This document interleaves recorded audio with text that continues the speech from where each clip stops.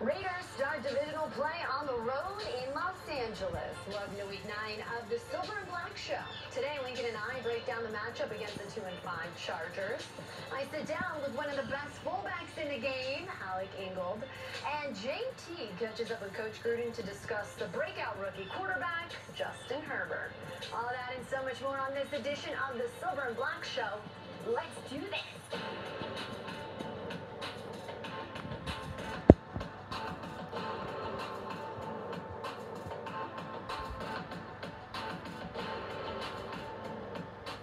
Oh, big stretch for us, and you know that. I mean, any time that's in division, those games mean more than just one game, right? And so, very, very excited for the opportunity that we have, in front of us. But again, we have to take it one at a time. The Chargers, they're 2-5, and everyone talks about that. But I mean, they're beating some of these really good football teams by 10, 13, 20 points at some points, and they end up just losing them. However, at the end of the game, you got to watch the film to see. But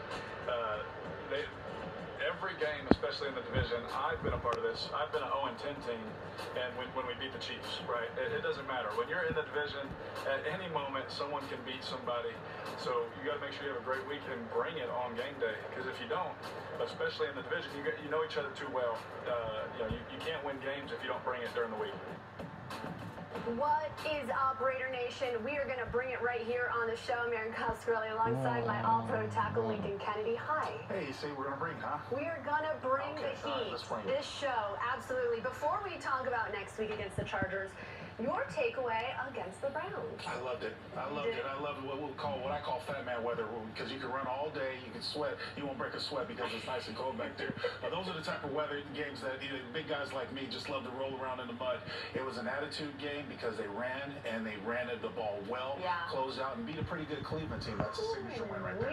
They certainly did, and I like that you mentioned fat man weather. That's because right. the game was won in the trenches. And since I have my all-pro tackle with me, Lincoln Kennedy, what did you make of the performance that came from the offensive line? Because Josh Jacobs certainly was the beneficiary of that offensive line. 128 yards rushing, 31 carries, a career high for both. Right. The offensive line coming into the game had some challenges and some struggles, and they delivered. That's